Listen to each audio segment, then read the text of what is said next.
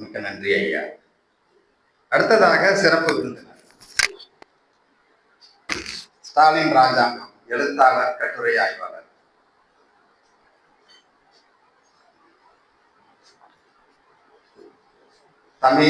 தமிழ் சமூகவியல் ஆய்வாளர், ஊடக ஆய்வாளர், தலித் வரலாற்றை மீட்டெடுப்பதில் பெரும் பங்கு வகிக்கும் முன்னணி சிந்தனையாளர், கல்வியாளர். தற்பொழுது மதுரை அமெரிக்கன் கல்லூரியின் பேராசிரியராக பணியாற்றி வருகிறார். எண்ணற்ற ஆய்வு கட்டுரைகள், எண்ணற்ற நூல்களை எழுதிய சிறப்பு சொந்தக்காரர். தமிழர் திருநாள் தை மாதத்தை முன்னிட்டு நமது பண்பாட்டை சம்பந்தமான சிறப்பு உரையாற்ற வருகை தந்திருக்கிறார். அவரை சிறப்பு உரையாற்ற அன்புடன் வரவேற்கிறேன்.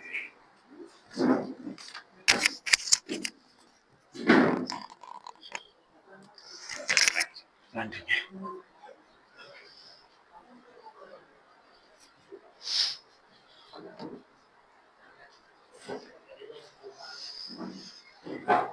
அனைவருக்கும் மாலை வணக்கம், பொங்கல் வாழ்த்துக்கள். மணவை இலக்கிய வட்டத்தின் நிகழ்வு 30, 31 ஆகியவற்றின் தலைமை வகித்திருக்கக்கூடிய இதன் நிறுவனர் மரியாதைக்குரிய அஸ்ரப் அலி அவர்கள்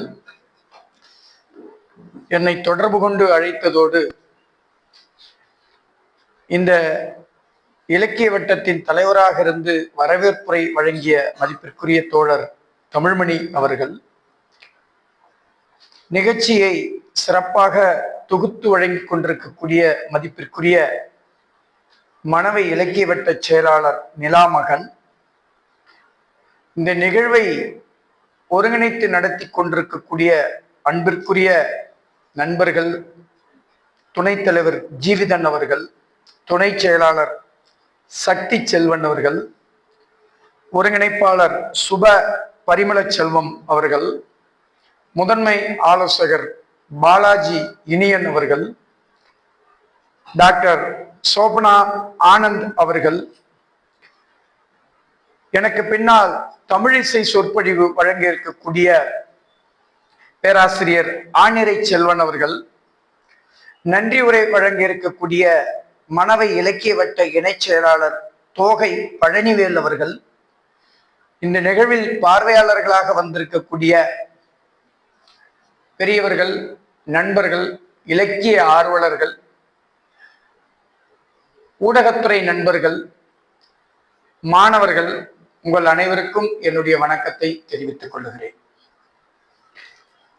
என்னை பற்றி ஒரு அறிமுகத்தை வழங்குகிற போது அன்பிற்குரிய நண்பர் தமிழ்மணி அவர்கள் பேராசிரியர் என்பதை விட எழுத்தாளர் என்று நான் இந்த அழைப்பிதழில் இடச் சொன்னதை பற்றி குறிப்பிட்டார். பொதுவாக பேராசிரியர் என்பதற்கும் எழுத்தாளர் என்பதற்கும் நெருக்கமான ஒற்றுமை உண்டு, அது உங்களுக்கு தெரியும். இரண்டுமே சிந்திப்பதோடு தொடர்புடைய ஒரு பணி. ஆனாலும் கூட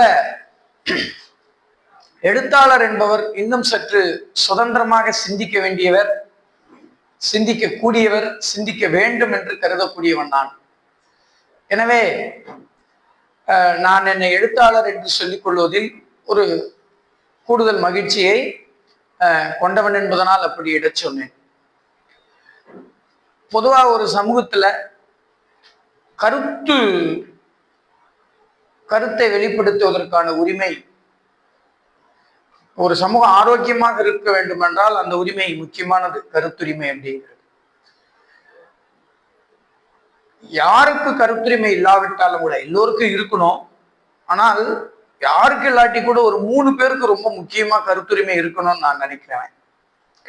ஒன்று ஆசிரியர், பள்ளி ஆசிரியரோ கல்லூரி ஆசிரியரோ தன்னுடைய கருத்தை வெளிப்படுத்துவதற்கான சுதந்திரம், எந்த கருத்தையும் மாணவர்களோடு வகுப்பறையிலோ விவாதிக்கக்கூடிய, பேசக்கூடிய, முற்றிலும் எதிர்மறையான கருத்தை கூட விவாதிக்கக்கூடிய உரிமம் அவருக்கு இருக்க வேண்டும் என்று நினைக்கிறேன். 2வது ஊடகவியலாளர், பத்திரிகையாளர்கள், அவர்களுக்கு கருத்துரிமை இருக்க வேண்டும். 3வது எழுத்தாளர், ஒரு கருத்தை சுதந்திரமாக எழுதுவதற்கான உரிமம் இருக்க வேண்டும். மூன்றும் ஒன்றோடு ஒன்று தொடர்புடையதுதான் என்றாலும் கூட ஒரு சமூகத்தினுடைய வரலாற்றை காலத்தால நிலைக்க வைக்கிறதுல, பண்பாட்டை உருவாக்குவதில், ஒரு மொழியை தாங்கி பிடிக்கிறதுல, உயிர்ப்பித்து அடுத்த தலைமுறைக்கு தந்து செல்வதில் எழுத்தாளன் தான் முதன்மை இடம்பெறுகிறான். அவன் ஒரு சொல்லை உருவாக்கக்கூடியவனாக இருக்கிறான். சொல்லை உருவாக்குறது மக்களாக இருந்தாலும் கூட அதை வரலாற்றிலும் பண்பாட்டிலும் நிலைக்க வைக்கக்கூடியவனாக ஒரு எழுத்தாளனே இருக்கிறான். ஒரு மொழிக்கு உயிர் தருகிறவனாக எழுத்தாளன் இருக்கிறான். 13 வரிகளை எழுதிய கணியன் பூங்குன்றன் இன்று வரையிலும் வரலாற்றில் இருக்கிறான். கணியன் பூங்குன்றனுடைய காலம் நமக்கு தெரியவில்லை. கணியன் பூங்குன்றனுடைய பிற தகவல்கள் கூட நமக்கு உறுதியாக தெரியவில்லை. ஏன் அந்த பெயரே கூட கணியன் பூங்குன்றனார் என்பதே கூட சரியானதானா என்பது கூட விவாதத்துக்குரியதுதான். ஆனால் அந்த வரிகள் நிற்கின்றன. அதுதான் ஒரு எழுத்தாளனுக்கு, படைப்பாளனுக்கு இருக்கக்கூடிய வலிமை, ஆற்றல். காலத்தால் நிற்கிறது அது. இந்த காலத்தில் வாழ்ந்த மனிதர்களோ, மன்னர்களோ, போர்களோ, கோட்டை கொத்தளங்களோ மறைந்திருக்கலாம். அந்த வரிகள் உயிர்ப்பித்து உயிரோடு நிற்கின்றன. நண்பர்களே, இன்னைக்கு இந்த தை மாதம், தை திங்கள் சொற்பொழிவு அப்படின் போது ஒரு பண்பாடு தொடர்பா சில செய்திகளை பகிர்ந்து கொள்ள வேண்டும் என்பதுதான் என்னை அழைத்த போது நண்பர் எனக்கு என்னோட சொன்ன தலைப்பு. அப்போது என்னால் உடனடியாக ஒரு தலைப்பை தர முடியல. ஆனால் நான் அப்புறம் அழைப்பதற்கு தயாரான பின்னாடி எனக்கு ஒரு தலைப்பு உருவானது. அது என்னன்னா, செழித்தலும் நீத்தலும். செழித்தலும் நீத்தலும் அப்படிங்கிறத நான் இந்த உரையோட தலைப்பாக வைத்துக் கொள்ளுகிறேன். செழித்தல் அப்படின்னா உங்களுக்கு என்னன்னு தெரியும், வளர்வது. நீத்தல்னா மறைவது அல்லது அழிவது அப்படிங்கிறது. இந்த செழித்தலும் நீத்தலும் நம்ம பண்பாட்டுல முக்கியமான இடத்தை பெற்றிருக்கிறது. சில நேரங்களில் அது நம் கண்ணுக்கு தெரிந்து திட்டமிட்டு நடக்கிறது, பார்க்கிறோம், தெரிந்து கொள்கிறோம், புரிந்து கொள்கிறோம். சில நேரங்களில் நம்மை அறியாமலேயே செழித்தலோடும் நீத்தலோடும் தொடர்புடையவர்களாக நாம் வாழ்கிறோம். பண்டிகைகளை பொறுத்த வரையில பண்டிகை என்றாலே மகிழ்ச்சி தான். பண்டிகை என்பது ஒரு கொண்டாட்டத்தை தரக்கூடியது. அது எந்த வகையான பண்டிகையா இருந்தாலும். அதிலும் பொங்கல் என்பது கூடுதலான காரணம் இருக்கிறது. மற்ற பண்டிகைகளை விட 3 நாள் 4 நாள் நீடிக்கக்கூடியது. பிறகு நம்முடைய மொழியோடும் நம்முடைய அன்றாட வாழ்வோடும் மிக நெருக்கமாக தொடர்புடையது. நிறைய சடங்குகள் அடர்த்தியாக இருக்கக்கூடிய ஒரு விழாவாக அது இருப்பதில்லை. ஒரு சிறிய பொங்கல், அதற்கு பிறகு கொண்டாட்டம், ஊருக்கு திரும்புவது, உறவினர்கள் வந்து சேர்வது, ஒருவரை ஒருவர் சந்தித்துக் கொள்வது, அதை விளையாட்டாகவோ அல்லது வேறு வகையான மகிழ்ச்சியாகவோ மாறிவிடக் கூடியது. அதனால பொதுவாக பண்டிகை கொண்டாட்டத்துக்கானது என்பதை தாண்டி பொங்கல் பண்டிகை கூடுதல் கொண்டாட்டத்துக்குரியதாக அமைந்திருப்பது எல்லோருக்கும் தெரியும். சென்னை போன்ற நகரத்திலிருந்து 7 லட்சத்திற்கும் மேற்பட்டவர்கள் அன்றைக்கு வெளியேறுகிறார்கள் என்று நாம் கேள்விப்படுறோம். அது ஒரு கணக்கு தான். இன்னும் கூட கூடுதலாக அது இருக்க முடியும். இது மாதிரி தமிழ்நாட்டினுடைய வெவ்வேறு பகுதிகளிலிருந்து குறுக்கும் நடுக்குமாக ஒவ்வொருவரும் தங்களோட ஊர்களுக்கு போறது வர்றது. அதுக்கு பெரிய இந்த மாதிரியான ஒரு விழா காலங்கள்ல போறது ரொம்ப தொந்தரவு தரக்கூடியது என்றாலும் கூட அவர்கள் அதையெல்லாம் தாங்கி கொண்டு ஊருக்கு போறதுக்கு இருக்கு. காரணம் என்னவென்றால் அதுல கிடைக்கக்கூடிய மனிதர்களை, சொந்தக்காரங்களை, வருடமெல்லாம் பிரிந்திருக்கிறவர்களை நாம் சந்திக்கிற ஒரு கொண்டாட்டம் தான் இது. ஒன்று. ரெண்டாவது, பண்டிகை அப்படிங்கிறது எளிய குடும்பங்கள் முதல் கொண்டு பெரிய குடும்பங்கள் வரைக்கும் இன்னொன்று இருக்கும். அது நீங்க எல்லாரும் உங்களுக்கு தெரிஞ்சதுதான். பண்டிகையில நாம சில விஷயங்களை பரிமாறிக்கொள்ளுகிறோம். நம்ம வீட்டுல செய்யக்கூடிய பலகாரத்தையோ, எப்பவுமே நம்ம வீட்டுல ஏதாவது செஞ்சா கூட எல்லா நாளும் நம்ம பக்கத்து வீட்டுக்கு கொடுக்கறது இல்லை. ஆனால் பண்டிகை நாட்களில் மட்டும் நாம் செய்யக்கூடிய பலகாரங்களை நம்ம பக்கத்து வீட்டுக்கு கொடுத்து அனுப்புறோம், அவங்க நம்ம வீட்டுக்கு கொடுத்து அனுப்புறோம். ஒரு வகையான நாம் ஒரு சின்ன கொடைத்தன்மை, ஒரு ஈகை பண்பு அதில் இருக்கு. அதனால்தான் பண்பாட்டை பற்றி ஆய்வு செய்யக்கூடியவர்கள் என்ன சொல்றாங்கன்னா, பண்டிகை என்பதே ஒரு வகையில் இல்லாதவர்களுக்கு கொடுக்கிறதுக்கான ஒரு நாளாக நாம் கடைபிடித்ததனுடைய தொடர்ச்சி என்று குறிப்பிடுகிறார்கள். பண்டு பிளஸ் ஈகை, பண்டங்களை ஈகை செய்வது என்று அவற்றை குறிப்பிடுகிறார்கள். நம் வீட்டிலே செய்யக்கூடிய தின்பண்டங்களையோ அல்லது வேறு வகையான பண்டங்களையோ மற்றவர்களுக்கு கொடுப்பது அப்படிங்கிறது, இல்லாதவர்களுக்கு கொடுப்பது, இது பல வகைகளில் நடக்கும். வீடுகளிலே மட்டுமல்ல, நம்ம குடும்பங்கள், நம்ம ஊரிலே மார்கழி மாதத்திலே வருடமெல்லாம் காலையில பஜனை பாடி செல்லக்கூடியவர்களுக்கு தை மாதத்தின் முதல் நாளிலோ 2ஆம் நாளிலோ நம்முடைய நெல் களத்தில் நெல் அளந்து கொடுக்கக்கூடிய ஒரு வழக்கம் இருக்கும் சில பகுதிகளில், சில கிராமங்கள்ல. இந்த மாதிரி நிறைய ஒரு ஈகை பண்போடு தொடர்புடையது இந்த பண்டிகை காலங்கள். அதுலயும் இந்த பொங்கல்ங்கிறது அதுக்கு ஒரு இன்னும் ஒரு அர்த்தமுள்ள விழாவாக இருக்கு. இதுல இந்த பொங்கல் பண்டிகை அப்படிங்கிறது இதெல்லாம் தாண்டி அதுக்கு ஏதேனும் அர்த்தம் இருக்குமா, அதுக்கு என்னெல்லாம் அர்த்தம் இருக்குன்னும் போது நம்ம நிறைய அர்த்தங்களை வச்சிருக்கிறோம். ஏன் பொங்கல் கொண்டாடுறோம்? இயற்கையை வணங்குவது என்று. பிறகு அந்த இயற்கையினுடைய அடையாளமாக சூரியனை வணங்குறது, ஆடு மாடுகளுக்கு மரியாதை செலுத்தி வணங்குறது, அப்புறம் உழவர்கள் விளையாடி கழிப்பது, இப்படியான அர்த்தங்களோடு நாம் அதை பார்க்கிறோம். அது உண்மை. ஒரு விழாவுக்கான அர்த்தத்தை யார் கொடுப்பது அப்படின்னா, ஒரு விழாவுக்கான அர்த்தத்தை யார் வேணாலும் கொடுக்கலாம். ஆனால் காலந்தோறும் அந்த அர்த்தம் புதுப்பிக்கப்பட்டு கொண்டே இருக்கும். நம்முடைய 20ஆம் நூற்றாண்டுல தான் பொங்கலுக்கு தமிழர் திருநாள் என்ற ஒரு இடம் கிடைத்தது.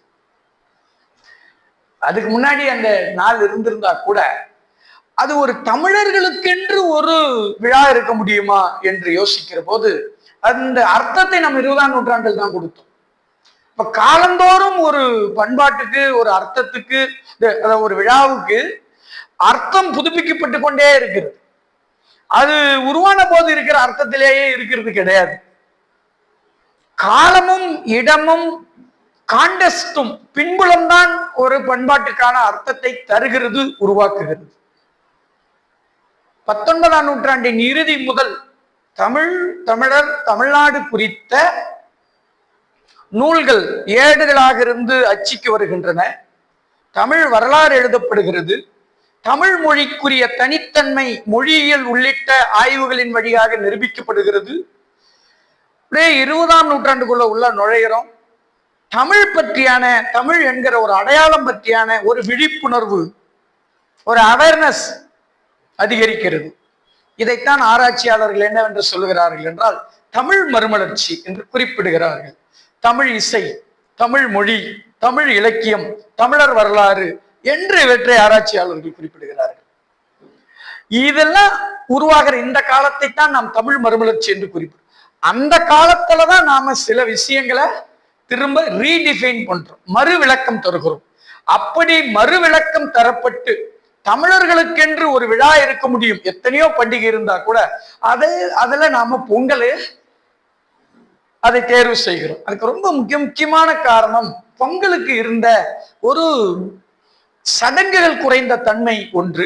இன்னொன்னு, ஒரு சமய சார்பற்ற தமிழ் அடையாளத்தை நாம் 20ஆம் நூற்றாண்டுல யோசித்தோம். தமிழர்களாக நாம் ஒன்று திரள வேண்டும், அதுக்கு மொழிதான் ஒரே அடையாளம், பிற அடையாளங்கள் முக்கியம் இல்லை. சமயம், ஜாதி, ஊர் அப்படிங்கிறது. அப்ப இதையெல்லாம் தாண்டி ஒரு மொழி அடிப்படையில மட்டுமே ஒருங்கிணையும் போது அந்த மொழியை மட்டுமே மையப்படுத்தக்கூடிய ஒரு விழா வேண்டும் என்று நாம் யோசித்த போது ஒரு சமய சார்பற்ற தன்மை நமக்குள்ள இருக்கணும் அப்படின்னு யோசித்த போது பொங்கல் விழாவை நாம் மறுவிளக்கம் செய்து இது தமிழர் திருவிழா என்று உருவாக்கினோம், மீட்டெடுத்தோம்.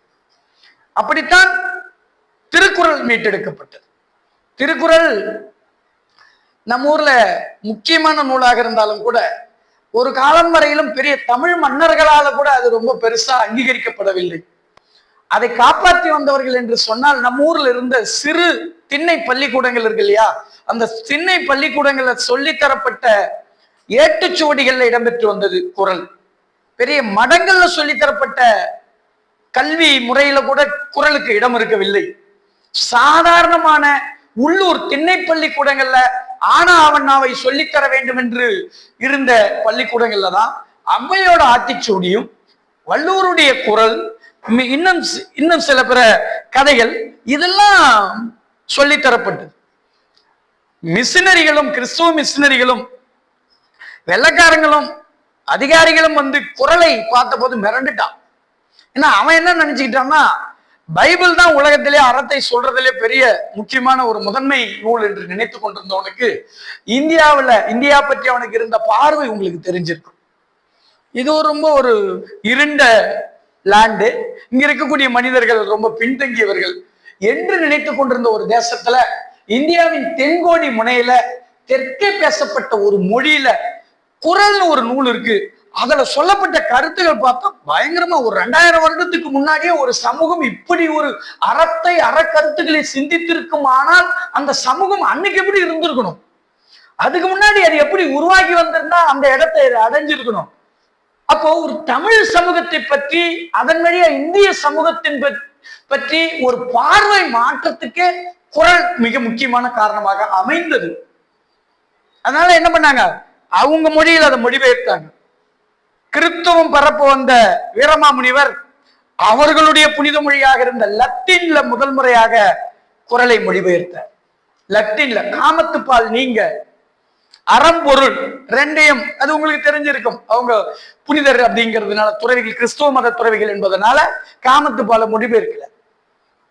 அப்போ ரொம்ப வியப்படைஞ்சாங்க, என்னடா இப்படி ஒரு நூல் இருக்கு அப்படின்ட்டு. ரெண்டாவது கிண்டஸ்லி, எட்வர்டு நதானியல் கிண்டஸ்லி, இவன் தான் முதல் முறையாக ஆங்கிலத்துக்கு குறளை மொழிபெயர்த்தான். கிண்டஸ்லி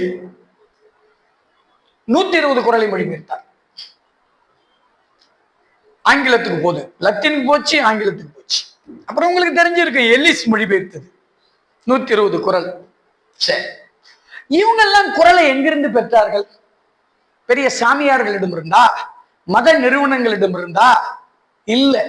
இவர்கள் குறளை எங்கிருந்து பெற்றார்கள் என்பது அவங்க தர்ற குறிப்பு தான் நமக்கு ரொம்ப ஆச்சரியம். சாதாரண கிராமப்புறங்களிலே இருந்த கல்வியை பயிற்றுவிக்கக்கூடிய திண்ணை பள்ளிக்கூடங்கள்ல இது அவங்க சொல்லி தருவதற்கான பாட நூல்களாக வைக்கப்பட்டிருந்தது. நிறைய ஏடுகள், அதுல குறள் ரொம்ப மையமானது. நம்முடைய அரசர்களால் பாதுகாக்கப்படவில்லை குறள், நம்முடைய சமய நிறுவனங்களால் பாதுகாக்கப்படவில்லை குறள், அது மக்களால் பாதுகாக்கப்பட்டது. இன்னும் சொல்ல போனா எட்வர்டு நதானியல் கிண்டஸ்லி தன்னுடைய உரை, அந்த குறளை பாடலை புரிந்து கொள்வதற்கு அவனுக்கு பயன்பட்ட உரை வந்து காளிங்கர் என்ற ஒரு சமண உரையை, ஜெயின உரையை சித்தாமூர், செஞ்சிக்கு பக்கத்தில் இருக்கிற சித்தாமூர்ல இருந்து பெற்றார். ஒரு சாதாரண இதுல இருந்து அவங்க கிட்ட இருந்த பாடம் கேட்கிறார், அவங்க வழியாதான் புரிஞ்சுக்கிறார். இப்படி கண்டெடுக்கப்பட்ட போது அதுக்கு ஒரு சமய அடையாளம் தரப்பட்டது. உண்மை எல்லாருக்குமே தெரிஞ்சிருக்கும். ஒரு ஜைன சமய நூலாகத்தான் கிறிஸ்துவ மிஷினரிகளாலும் ஆங்கிலேய அதிகாரிகளாலும் குறள் கருதப்பட்டது. முதல்ல அவங்களுடைய விளக்கங்கள் அனைத்திலும் அதுதான் எழுதப்பட்டது, ஒரு சமண சமய நூலாக. 19ஆம் நூற்றாண்டுல அது என்னவா மாறுதுன்னா, நம்ம உள்ளூர் புலவர்கள் ஆங்கிலேயர்கள் வழியா குறளுக்கு ஒரு மதிப்பூர்வானதை பார்த்து, என்னடா அது நாம ரொம்ப மதிக்காத ஒன்னா இருந்தது, அவன் வழியா மதிப்பை பெற்ற போதுதான் நம்ம அலர்ட் ஆகி குறளை நாம் ரொம்ப கிளைம் பண்ண ஆரம்பிச்சோம். சரவண பெருமாள் ஐயரும் விசாக பெருமாள் ஐயரும் சேர்ந்து அதுக்கு ஒரு ஹிஸ்டரியை உருவாக்குறாங்க. அந்த வள்ளுவருடைய வரலாறு என்று ஒன்றை மெல்ல மெல்ல ஒரு வரலாற்றை உருவாக்குறாங்க. பரிமேலழகருடைய உரை கண்டெடுக்கப்படுகிறது, அதுக்கு ஒரு முன்னுரை எழுதப்படுகிறது. இதெல்லாம் அப்படியே ஆறுமுக நாவலர் அதை பதிப்பிக்கிறார். கிட்டத்தட்ட நம்மூர் சமயங்களுடைய சாயம் அது மேல ஏற்றப்படுகிறது. முதல்ல அவன் கண்டுபிடிக்கும் போது அது ஜைனம், அப்புறம் நம்மூர் ஆளுங்க சொல்லும் போது அது சைவம், அப்புறம் வைணவர்கள் வந்து கிளைம் பண்றாங்க, ஒவ்வொருத்தங்களும் அதை கிளைம் பண்ண ஆரம்பிக்கிறாங்க. ஆனால் 20ஆம் நூற்றாண்டில் குறள் என்னவாக மாற்றப்பட்டது? ஒரு சமய சார்பற்ற அனைத்து தமிழருக்குமான ஒரு பொது நூலாக மாற்றப்பட்டது.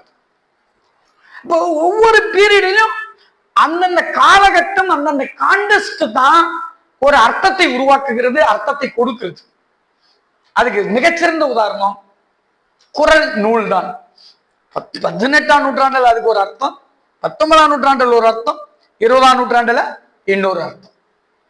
அப்போ 20ஆம் நூற்றாண்டு என்பதே தமிழ் அடையாளத்தை ஒரு சமயங்கள் தாண்டி, ஜாதி தாண்டி, வட்டாரங்கள் தாண்டி ஒரு மொழி பேசக்கூடிய ஒரு குழுவுக்கான இவங்க எல்லாருக்குமான ஒரு பொதுமறையாக வள்ளுவம் மீட்டெடுக்கப்பட்டது.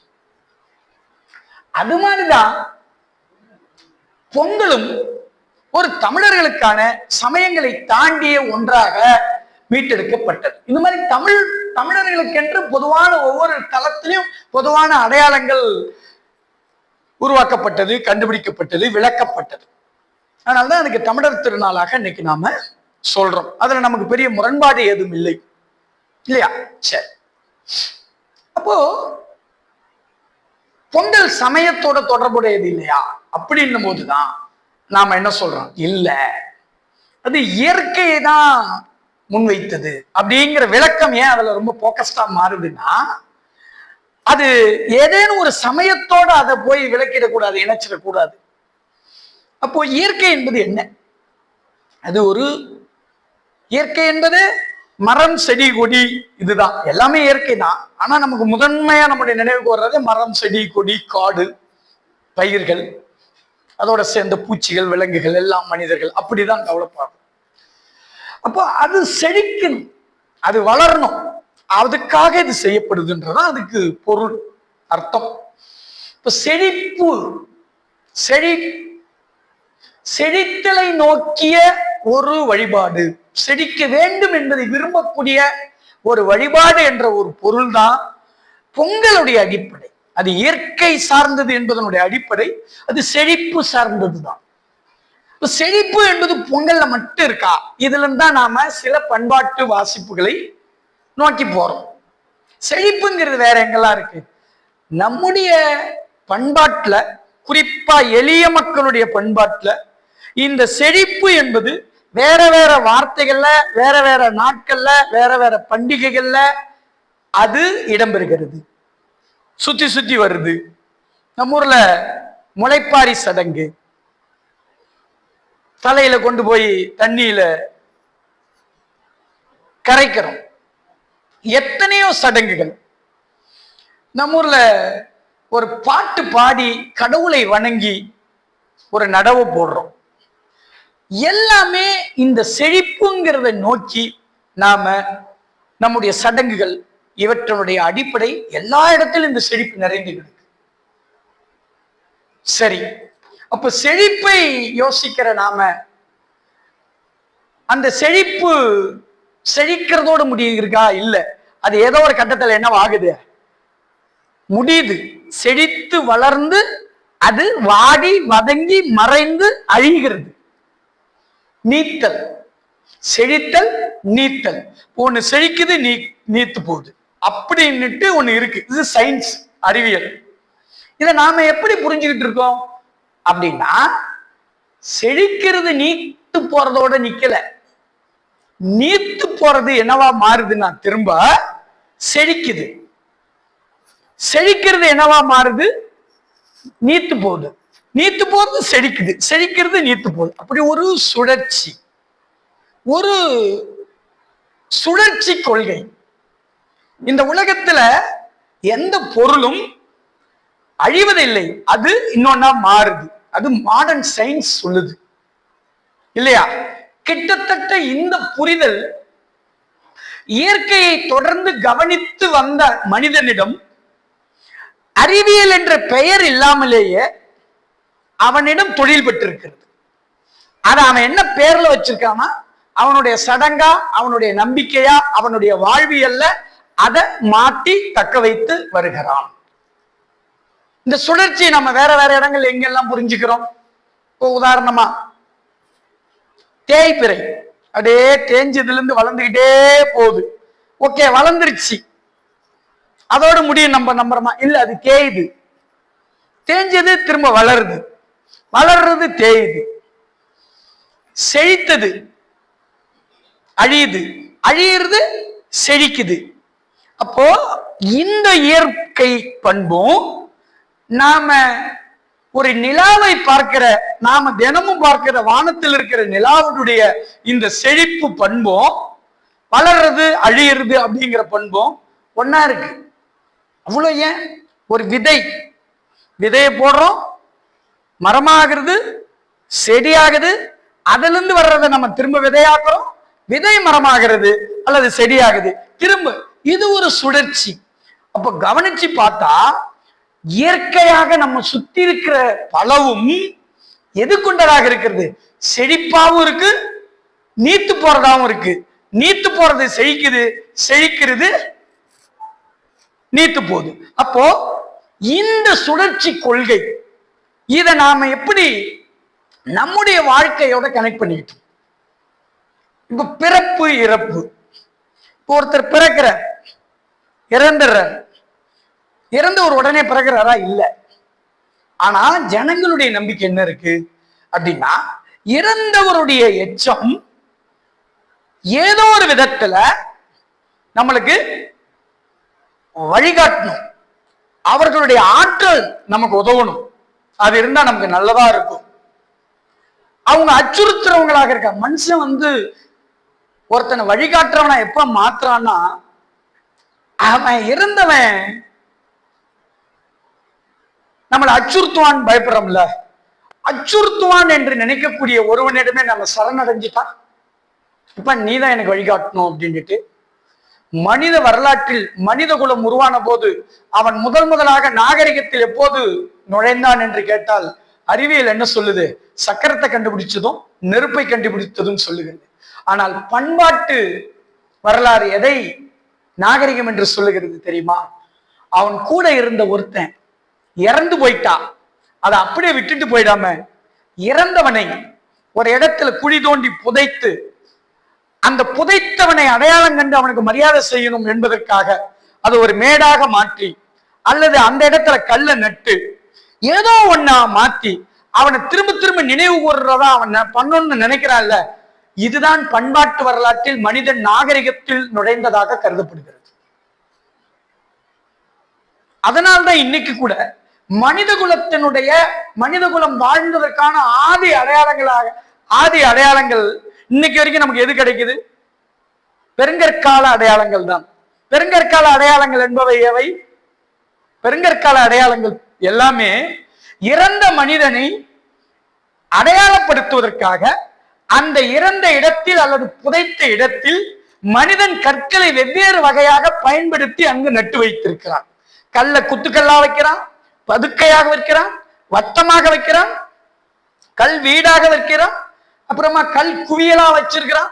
அப்ப கல்லு அவனுடைய ஞாபகத்துல, அவனுடைய வரலாற்றுல தொடர்ந்து இடம்பெறுகிறது. கற்களும் மலைகளும் தான் மனித வரலாற்றில் மனிதன் ஒரு காலத்தில் உணவை உற்பத்தி செய்ய கற்றுக்கொள்ளாத முன்பு உணவை சேகரித்த காலத்தில், அந்த சேகரிப்புக்காக அவன் தொடர்ந்து இடம்பெயர்ந்து கொண்டிருந்த காலத்தில், காடுகளிலும் மலைகளிலும் அலைந்து கொண்டிருந்த காலத்தில், தன்னோடு இருந்த மனிதன் இறந்த போது அவனை புதைத்த அந்த இடத்தில் அவனுக்கு கிடைத்த அந்த கல்லையும் மண்ணையும் கல்லதான் வச்சு அவன் என்ன செய்யறான்? அடையாளப்படுத்திட்டு போறான். அதனாலதான் இன்னைக்கும் இந்த பெருங்கற்கால அடையாளங்களாக இருக்கக்கூடிய இந்த கற்கள் காடுகளிலும் மலைகளிலும் இன்னும் சிதைந்தோ சிதையாமலோ அரைகுறையான நிலைகளிலோ இன்றைக்கும் கிடக்கிறத நாம பார்க்கிறோம். அப்போ என்ன நினைக்கிறான் அந்த நேரத்துல? ஏன் அதோட புதைச்சதுக்கு அப்புறம் என்ன பண்றான்? மனிதனுக்கு அன்னைக்கு இருந்து இன்னைக்கு வரைக்கும் இவ்வளவு அறிவியல் வளர்ந்துட்டாலும் கூட எது அவனுடைய மிக முக்கியமான புதிராக இருக்கிறது என்றால், அவனால் புரிந்து கொள்ள முடியாத ஒன்றாக இருக்கிறது என்றால் மரணம் தான். மரணத்தை தள்ளி போட முடிகிறதே ஒழிய மரணத்தை அவனால் தவிர்க்க முடிவது இல்லை. ஒருத்தன் இறந்து போறான் அப்படிங்கிறது இறக்கிறவனுக்கும் பயமா இருக்கு, அவனுக்கு அருகில் இருக்கிறதுக்கு ஒருத்தனுக்கும் பயமா இருக்கு. அது ஒரு எக்ஸிஸ்டென்ஷியலிச, ஒரு இருத்தலியல் டென்ஷனாக இருக்கிறது. மனுஷனுக்கு புரிந்து கொள்ள முடியாததாக இருக்கிறது. அந்த புதிரிலிருந்து தன்னை விடுவித்துக் கொள்வதற்கு அவன் வேற எதையோ பேசி பார்க்கிறான், எழுதி பார்க்கிறான், எப்படியோ அதை கடந்து போக பார்த்துக்கிட்டு இருக்கிறான். மனிதனுடைய எப்போதுமே இருக்கக்கூடிய ஒரு ஆதி காலத்திலிருந்து இன்னைக்கு வரைக்கும் கூடிய டென்ஷனா இந்த மரணமும் மரணம் பற்றியான பயமும் மரணம் தொடர்பாக எழக்கூடிய கேள்விகளும் இருந்து கொண்டே இருக்கின்றன. அப்ப இந்த மரணத்தை என்ன பண்றது? அப்ப மரணம் அடைஞ்சிட்டோம்னா நம்ம என்ன பண்றது? மரணம் அடைஞ்சவன் ஆவியா வருவானா, தொடருவானா, அச்சுறுத்துவானா? அவனுடைய நினைவுகள் நமக்கு கனவுகளாக வருது, அல்லது வேற ஏதோ வகையில் அவன் வந்து அச்சுறுத்துவானா என்கிற போது அவனை அச்சுறுத்துவதிலிருந்து விடுபடுவதற்காக அதை வழிபட ஆரம்பிக்கிற அவன் கடைசியில் என்ன செய்யறான்? அவனிடம் அவனுடைய ஆற்றலை கேட்கிறான்.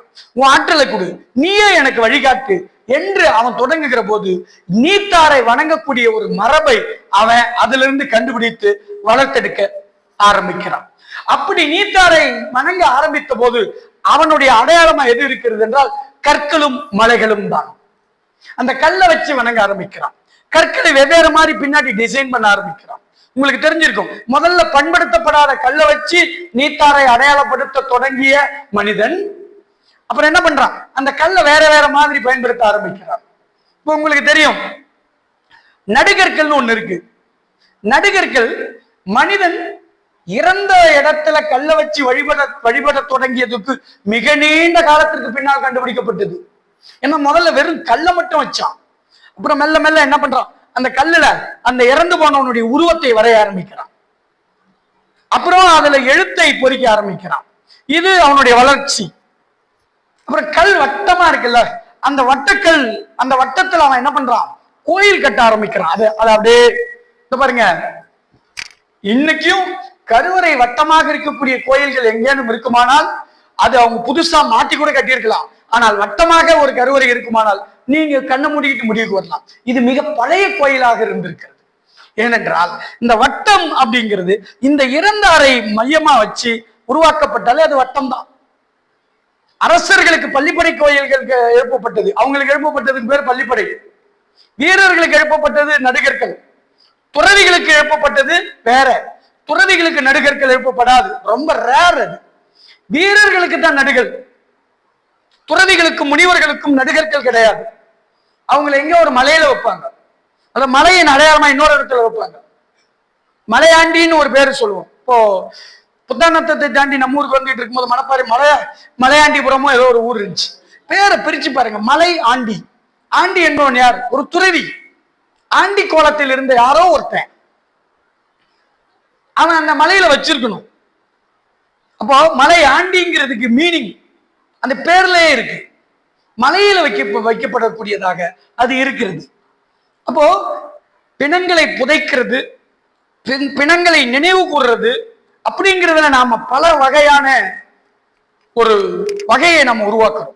இப்ப நம்ம இது எல்லாத்தையும் பார்க்கும்போது ஒரு நம்ம கிட்ட ஒரு பெரிய இதையெல்லாம் பார்த்த மனுஷன் அவனுடைய சிந்தனை எப்படி இருந்திருக்கு, அவன் என்ன பண்ணான், தன்னுடைய சிந்தனையில இதையெல்லாம் என்னவா மாத்திக்கிட்டான், எப்படி புரிஞ்சுக்கிட்டான் அப்படின்னு பார்க்கும்போது நமக்கு என்ன தெரியுதுன்னா, இந்த இயற்கையினுடைய இந்த நடமாட்டம், இந்த இயற்கையினுடைய புதிர்கள் அல்லது இயற்கையிலிருந்து தனக்கு புரிஞ்சது, இதையெல்லாம் வச்சுக்கிட்டு அவன் ஒண்ணு பண்றான். அதை என்னவென்று நாம் சொல்லுகிறோம் என்றால், தான் பார்த்ததை வகுத்துக் கொள்ளுகிறான், தொகுத்து வகுத்துக் கொள்ளுகிறான், அதெல்லாம் கலெக்ட் பண்ணிக்கிறான், அப்புறம் வகுத்துக் கொள்ளுகிறான். தமிழ்ல உங்க எல்லாருக்கும் தெரியுன்ற பொருள்ல நான் சொல்றேன். தமிழ்ல சங்க இலக்கியத்தை வாசிக்கிறதுக்கு ஒரு கோட்பாடு சொல்லப்படுகிறது. சங்க இலக்கியங்களை வாசிக்கணும்னா நீங்க நேரா பாட்டை படிச்சிட முடியாது, அதுக்கு ஒரு கோட்பாடு இருக்கு. அது ஒரு ஈஸ்தட்டிக்ஸ் கோட்பாடு, ஒரு அழகியல் கோட்பாடு. அந்த கவிதையினுடைய நுட்பத்தை புரிந்து கொள்ள வேண்டுமானால் அந்த அழகியல் கோட்பாட்டை வாசித்தாதான் நீங்க நுட்பத்தையே புரிஞ்சுக்க முடியும். சங்க இலக்கியத்துக்கு இணையான அழகு கொண்ட கவிதை இன்னைக்கு கூட கிடையாது, அது உங்களுக்கு தெரியும். ஆனா அந்த அழகை நீங்க சந்திக்கணும்னா என்ன பண்ணும், அதுக்கு ஒரு அழகியல் தியரியை நம்மால் உருவாக்கி இருக்கான். என்ன, அதுக்கு பேர் திணை மரபுன்னு பேரு, உங்களுக்கு தெரிஞ்சிருக்கும். திணை என்ற ஒரு யோசனையை நம்மால் யோசிச்சிருக்கான். இந்திய மொழிகளில் திணை என்கிற மரபு இருக்கிறது தமிழ்ல தான், ரொம்ப முக்கியமான ஒரு மரபு. அந்த திணையில இருக்கிறது வரலாறா, தமிழர்கள் அப்படி இருந்தாங்களா இல்லையா, அதில் இருக்கிறத தமிழர்கள் வாழ்ந்ததற்கான ஒரு வரலாற்று சான்றாக கொள்ளலாமா, இந்த விவாதங்கள்லாம் ஒரு புறம் இருக்கட்டும், நான் அதுக்குள்ள போகல. ஆனால் திணைக்கு இணையா அல்லது திணை மாதிரி ஒரு கவிதையை வாசிப்பதற்கு அல்லது கவிதை படைப்பதற்கு இப்படி ஒரு யோசனையை நம்மால் இங்க உருவாக்கி இருக்கிறத பார்க்கும்போது ரொம்ப ஆச்சரியமா இருக்கு. இந்த திணையில 3 சொல்றான். என்ன? முதல் பொருள், கருப்பொருள், உரிப்பொருள். இது 3 சேர்ந்ததுதான் திணை. முதல், கரு, உரி. இப்போ முதல் என்பது என்ன? முதல் பொருள் இந்த உலகத்துக்கு ஒண்ணு பூமி, இன்னொன்னு வானம். ஒண்ணு பூமி, வானம். நீங்க பிறக்கிறதுக்கு பூமி, இந்த பூமின்னு இருந்தாதான் அதுதான் முதல் உங்களுக்கு. மீது எல்லாமே அப்புறம் தான். நீங்க என்ன பண்ணணும் ஏது பண்ணுங்கிறதா பூமி இருந்தாதான். சரி, இந்த பூமியை எதை எதிர்நோக்கி இருக்க? வானத்தை எதிர்நோக்கி இருக்கு. மழையா, பனியா, காற்றா, மழையா, வெளிச்சம் எல்லாமே வானத்தை எதிர்நோக்கி இருக்கு. அப்போ இதனுடைய நாம இருக்கிறதுடைய முதல் பொருளே எது? வானமும் பூமியும். அதத்தான் முதல் பொருள் எதுன்னு சொல்றானா சங்க இந்த திணையில நிலமும் பொழுதும் என்று குறிப்பிடுகிறார். நிலமும் பொழுதும் இதுதான் முதல் பொருள். நிலம் என்பது எது? இது. பொழுது என்பது எது? வானம்.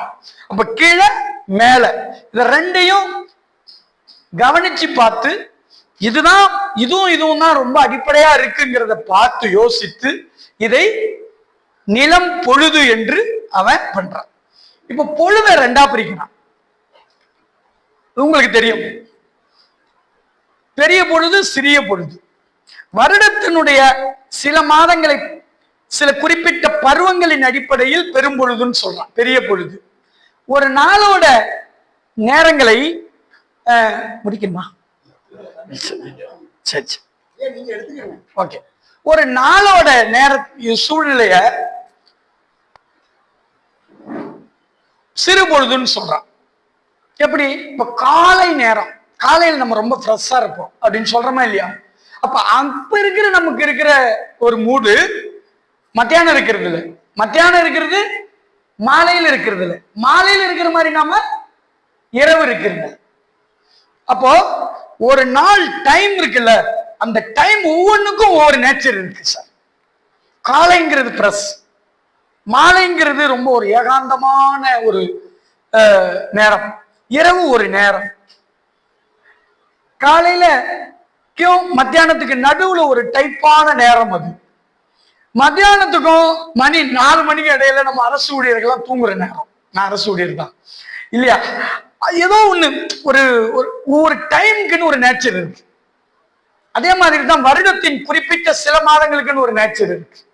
இத்தனை மாதம் வெயில் காலம், இத்தனை மாதம் பனிக்காலம், இத்தனை மாதம் முன்பனி காலம், இத்தனை மாதம் பின்பனி காலம் என்று அதை ஆறா பிரிக்கிறான். 2 மாதத்தை சேர்த்து ஆறா பிரிச்சு பெரும்பொழுதுன்னு கொடுக்கிறான். இது சும்மா பிரிக்கலாம. ஒரு குறிப்பிட்ட மழைக்காலத்தை ஒரு பருவம், முன்பனி காலத்தை ஒரு பருவம், பின்பனி காலத்தை ஒரு பருவம். அப்போ யோசிச்சு பாருங்க, அவன் இந்த டைமை கவனிச்சு பார்த்திருக்கிறான். இந்த வருடத்தினுடைய எல்லா நாளையும் மாதங்களையும் பார்த்திருக்கிறான். இந்த மாதத்துல மழை பெய்யுது, இந்த மாதத்துல பனி பெய்யுது, இந்த மாதத்துல பெய்யற பனி முன்பனியா இருக்கு, இந்த மாதங்கள்ல பெய்யறது பின்பனியா இருக்கு.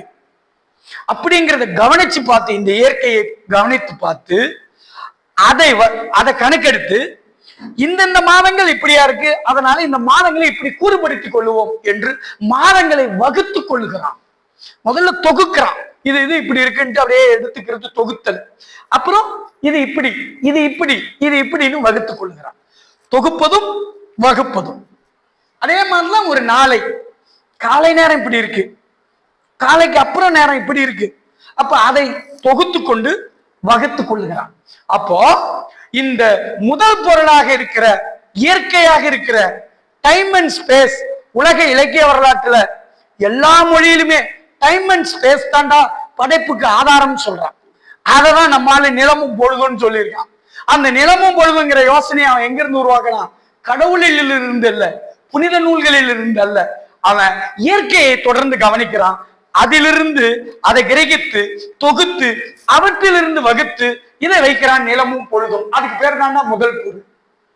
இப்போ வானத்திலிருந்து வரக்கூடிய மழை, வெளிச்சம், அந்த நாள் மேல இருக்கக்கூடிய கோள்களுடைய ரிஃப்ளெக்ஷன் பூமியில படுற போது பூமியில ஏற்படக்கூடிய மாற்றம். அப்ப பூமியில ஏற்படக்கூடிய மாற்றத்துக்கும் வானத்துக்கும் தொடர்பு இருக்கு. அது ஒண்ணும் தொடர்பற்றது கிடையாது. ஒரு விஷயத்து மேல மூட நம்பிக்கை பிற்காலத்தில் படிந்து விட்ட காரணத்தினாலேயே நாம என்ன பண்ணிடக்கூடாது, அதை முற்றிலும் நாம யோசிக்கணும், அது உண்மையிலே மூட நம்பிக்கை தானா, அல்லது மூட நம்பிக்கையை தாண்டி இந்த விஷயங்களை பார்க்கலாமா அப்படின்லாம் நம்ம கொஞ்சம் யோசிச்சு பார்க்கலாம்.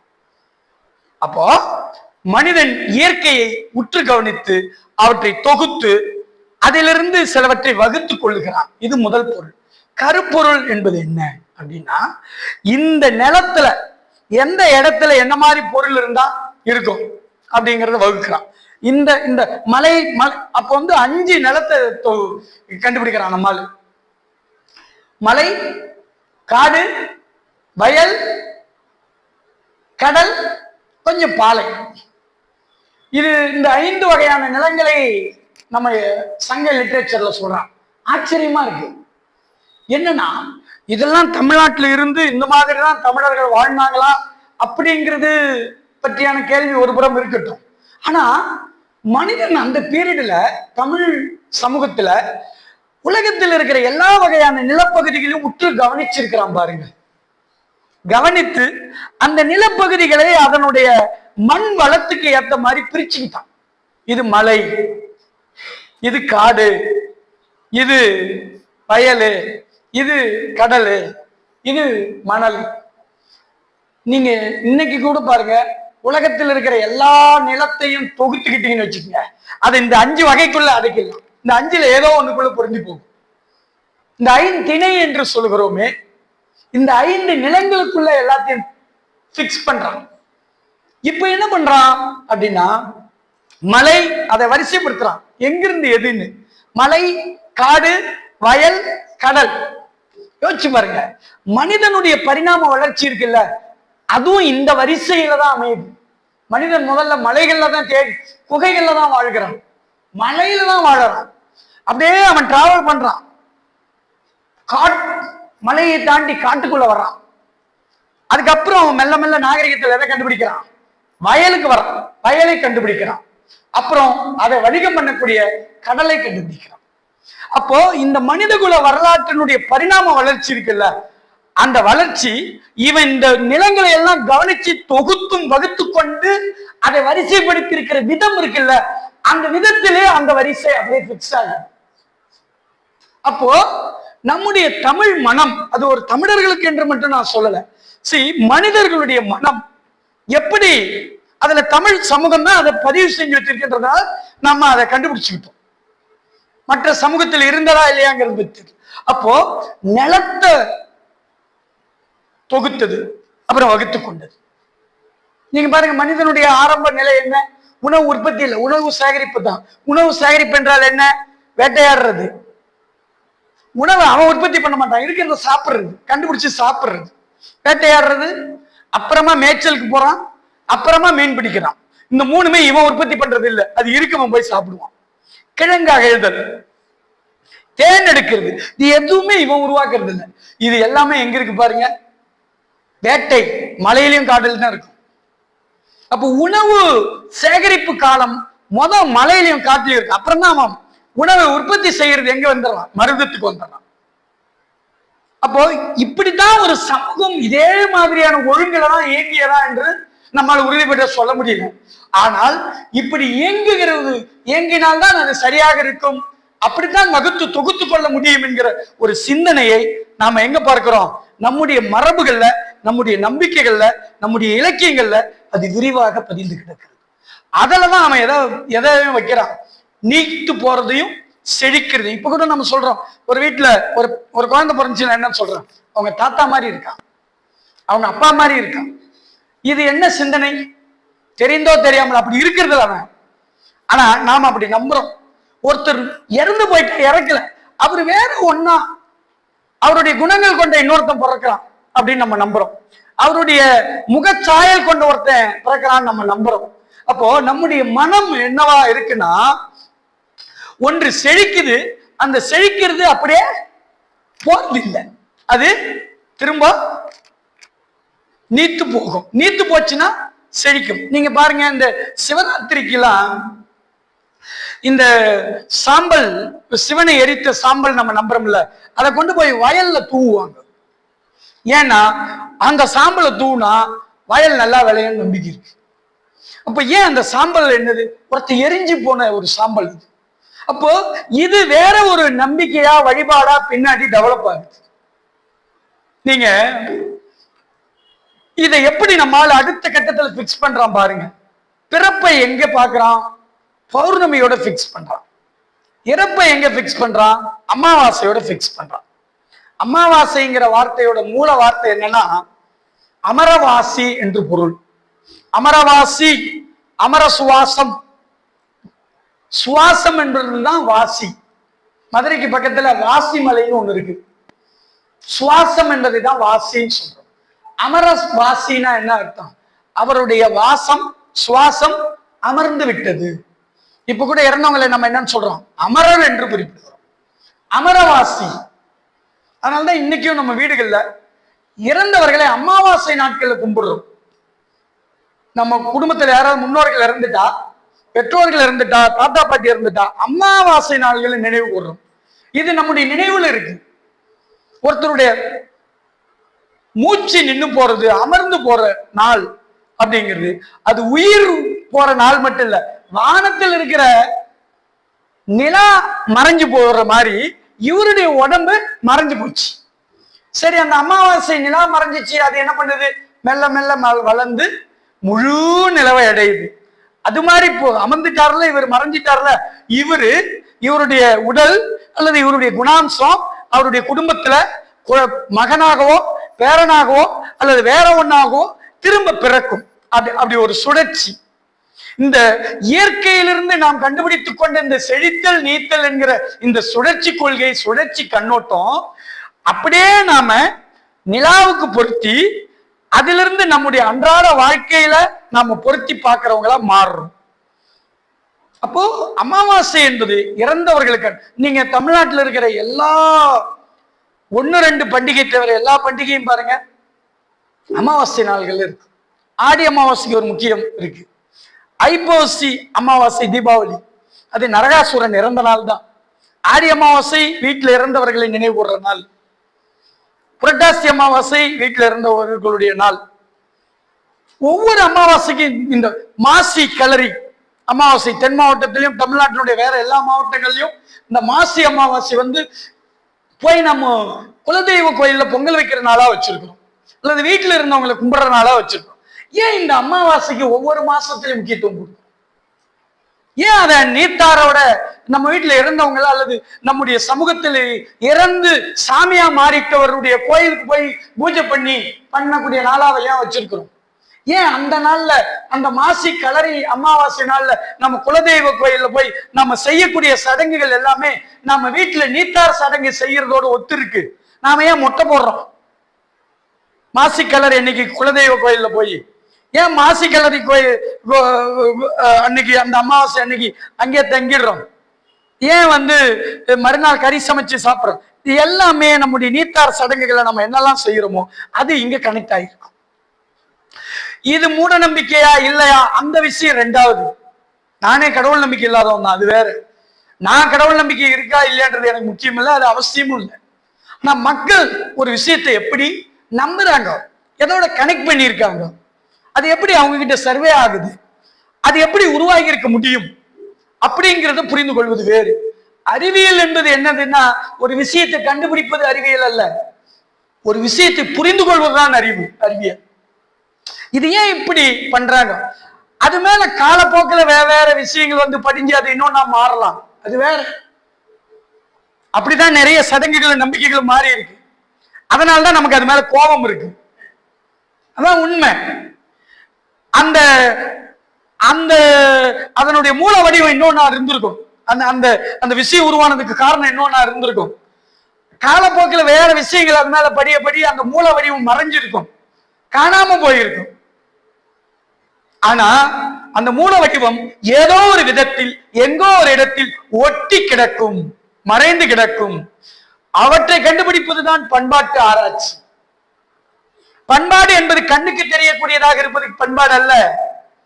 விசிபிளா இருக்கிறது பேர் பண்பாடு அல்ல. விசிபிளா இருக்கிறது சிலை, விசிபிளா இருக்கிறது கோயில், விசிபிளா இருக்கிறது மனிதர். இன்விசிபிளா இருக்கிறது எது? பண்பாட்டு அடையாளங்கள். பண்பாட்டு அடையாளம் என்பது எது? நம்முடைய சடங்குகள், நம்பிக்கைகள், நாம சூட்டிக்கொள்ளக்கூடிய பெயர்கள், நாம வச்சிருக்கக்கூடிய நம்பிக்கைகள், இதெல்லாம் இன்விசிபிள் ஆனது.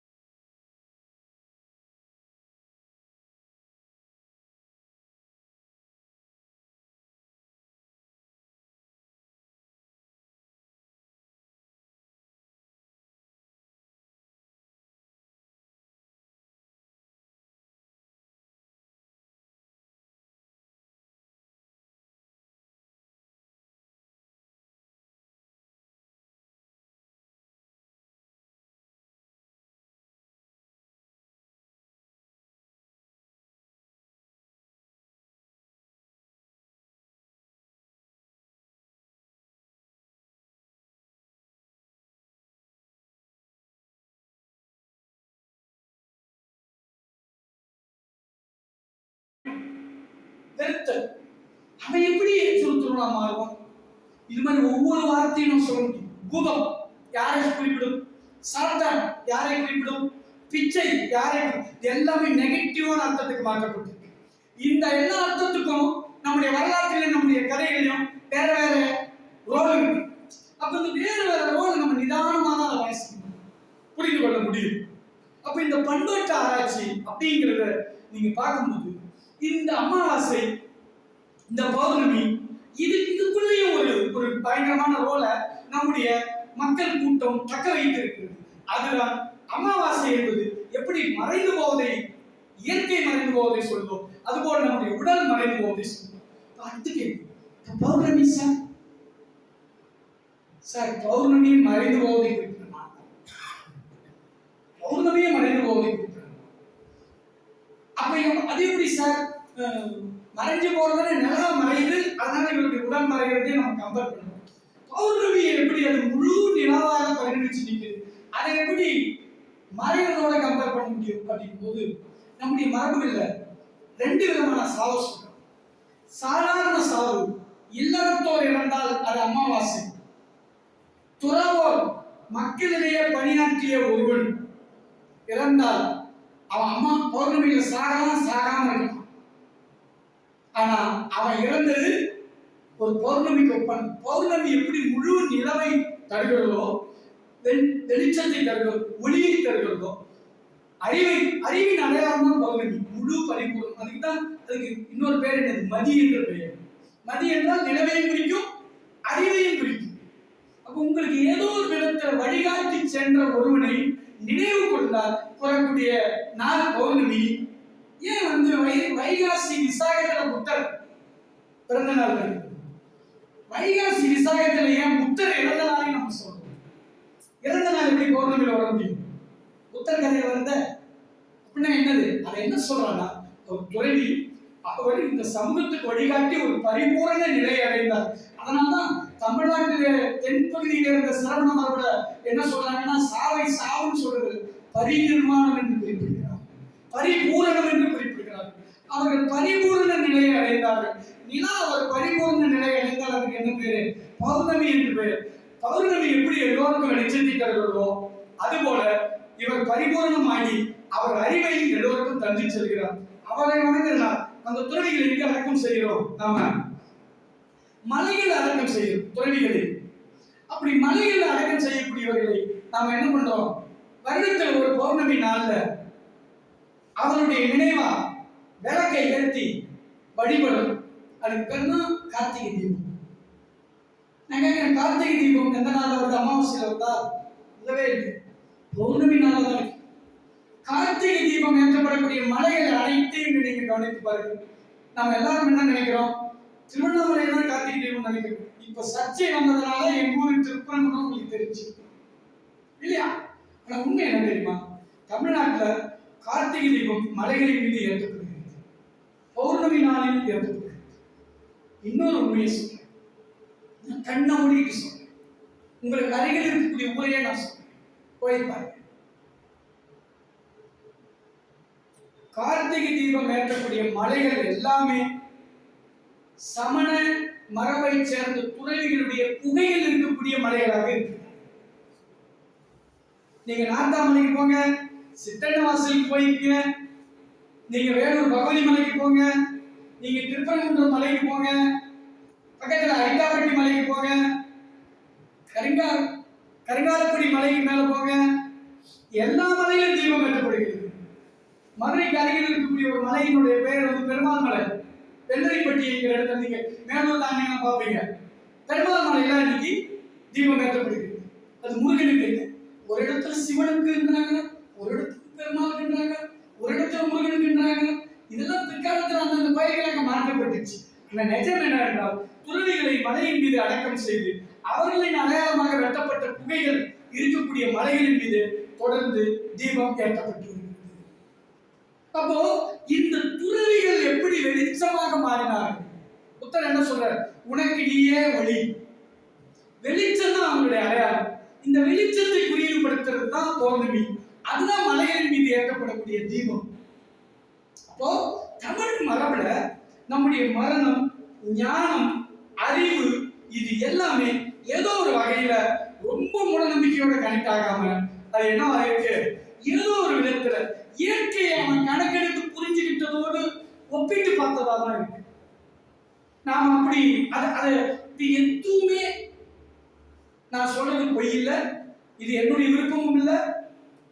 நமக்கு எப்பவுமே என்னன்னா, நாம நீண்ட நாள் ஒரு விஷயத்துக்கு பழகி இருந்தோம்னு வச்சுக்கோங்க, அந்த பழக்கத்துக்கு மாறா திடீர்னு நம்ம ஒன்று சொன்னோம்னா பொய்ன்னு யோசிப்போம் அல்லது சந்தேகப்படுவோம். ஆனா அவர் ஒண்ணு பழகி இருக்காருல்ல, அது நீண்ட நாளா சொல்லி சொல்லி அவர் நம்புற விஷயமா இருக்காங்க. பொய்யா கூட இருக்கும், ஆனா அது பொய்யிலே தெரியாது, ஏன்னா அவர் பழகிடுச்சு. ஆனா உண்மை முதல் முறையாக சொல்லப்பட்டால் என்னவா இருக்கும்? நமக்கு சந்தேகம். நான் சொல்ற எந்த தகவலும் பொய் இல்லை. நீங்க இது எல்லா மலைகளின் மேலே நீங்க பயணம் அல்லது அந்த குகைகள் இருக்கும், அந்த எழுத்துக்கள் இருக்கும், அந்த சிற்பங்கள் இருக்கும், அல்லது அதனுடைய எச்ச சொச்சம் ஏதேனும் ஒரு வகையில் எங்கேனும் நீங்கள் காண கிடைக்கும், கண்டுபிடிக்க முடியும். இப்படியான ஒரு மரபு. இப்ப நேரம் கருதி நான் இன்னும் ஒரு மரபை பற்றி உங்களுக்கு நினைவு வந்துட்டு என்னுடைய உரையை நிறைவு செய்கிறேன். என்னன்னா, சரி சார், தமிழ் என்பது என்ன? தமிழ் மொழியா? தமிழ் என்பது ஒரு மொழியா? தமிழ் என்பது ஒரு அடையாளம் அப்படின்னு கேட்கும்போது நம்ம ஒவ்வொருத்தருக்கும் ஒரு இது பாரதிதாசன் சொல்றார், தமிழுக்கு அமுது இருக்கு, ஒரு அமுது, ஒரு ஒருத்தர் அடையாளம், ஒருத்தருடைய வாழ்க்கை, இப்படி பல வகையான மொழிய நம்ம சொல்லணும். ஆனா நம்ம மரபுல தமிழை எப்படின்னா யோசிச்சு அப்படின்னா முதல் கிடைக்கிற ரெஃபரன்ஸ் தமிழ் என்னவா இருக்குன்னா, தமிழ் என்பது சங்க இலக்கியத்தில் காணப்படக்கூடிய சங்க இலக்கியத்தில் இருக்கக்கூடிய கண்டென்ட் ரெண்டு. ஒண்ணு அகம், இன்னொன்னு புறம். ஒண்ணு அகம், இன்னொன்னு புறம்.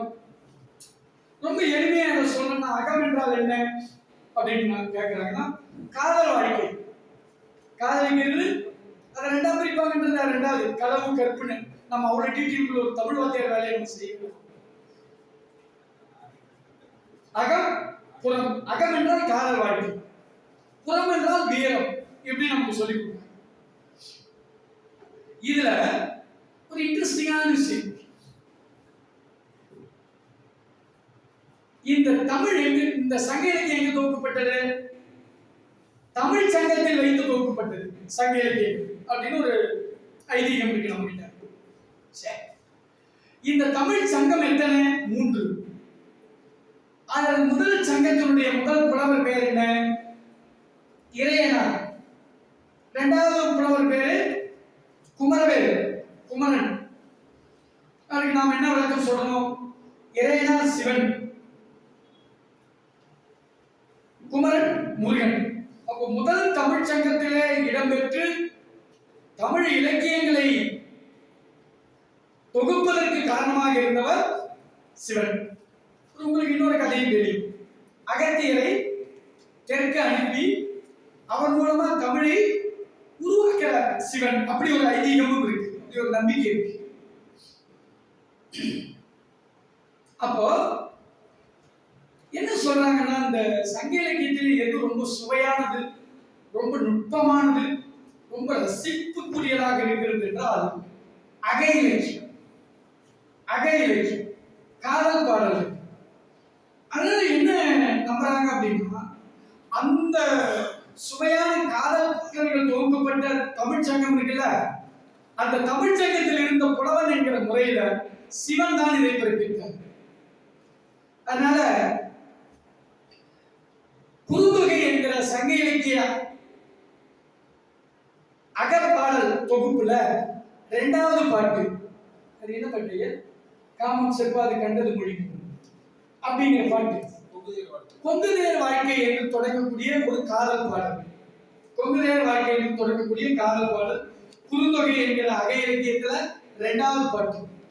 அது யார் பெயரால் அமைந்திருக்கிறது என்றால் இந்த இறையனார் பெயரில் அமைந்திருக்கிறது. அப்போ இறைவனாகிய சிவன் எந்த பாட்டை ஏற்றுகிறார்? காதல் பாட்டை ஏற்றுகிறார். அப்புறமா திருவிளையாடல் புராணத்தில் அது என்னவா மாறுது அப்படின்னு சொன்னா, பாண்டிய மன்னனுக்கு தலைவி கூந்தல் வாசனை பற்றிய சந்தேகம் வந்த போது, அது ஒரு அகத்தினை சார்ந்த ஒரு சந்தேகம், அகம் சார்ந்த சந்தேகம் வந்தபோது அந்த சந்தேகத்தை தீர்ப்பது பற்றியான விவாதம் பாண்டிய அரசவையிலே நடைபெற்ற போது சிவபெருமானுடைய அர்ச்சகராக இருக்கக்கூடிய தருமிக்கு சிவபெருமான் ஒரு பாட்டை எழுதி கொடுத்து அனுப்புறார். இந்த பாட்டை தருமி போய் அந்த பாண்டியனுடைய சங்கத்துல அரங்கேற்றுகிறார். இப்ப அங்க இருக்கக்கூடிய நக்கீரர் என்ற புலவர், பெரும்புலவர், மதுரை புலவர் என்ன பண்றாரு? இந்த பாட்டுல குற்றம் இருக்கிறதுன்னு சொல்றாரு. அந்த நேரத்துல தான் எழுதி கொடுத்த பாட்டை குற்றம் என்று சொல்கிறார்கள் என்பதற்காக சிவபெருமான் என்ன பண்றாரு? டக்குன்னு வந்துடுறாரு. மதுரையில உலகத்துல எவ்வளவு ஊர் இருக்கு, ஒரு மதுரைக்கு வர்றாரு. வந்து அங்க இருக்கிற பாண்டிய அரசவைக்கு போறாரு. போயிட்டு தன்னுடைய பாட்டுல குற்றம் இல்லை என்று அவர் சொல்றார். நக்கீரர் குற்றம் என்றார். இவங்க 2 பேருக்கும் வாதம். இந்த விஷயத்தின் மூலமாக நமக்கு என்ன தெரிய வருதுன்னா, திரும்ப சிவபெருமான் ஒரு அகத்தினை ஒரு காதல் சார்ந்த பாடலோடு தொடர்பு படுத்தப்படுகிறார். எனவே தமிழ் மரபுல தமிழ் என்பதற்கு இன்னொரு அர்த்தம் இருக்கு என்று சொல்லப்படுகிறது. என்ன அர்த்தம் என்றால், அகம், தமிழ் என்றால் அகம், அகம் என்றால் தமிழ். தமிழ் என்பதற்கு இன்னொரு பொருள் அகம் என்று சொல்லப்பட்டிருக்கு. அப்போ காதலை பற்றி பாடக்கூடிய சுவை குறைந்திய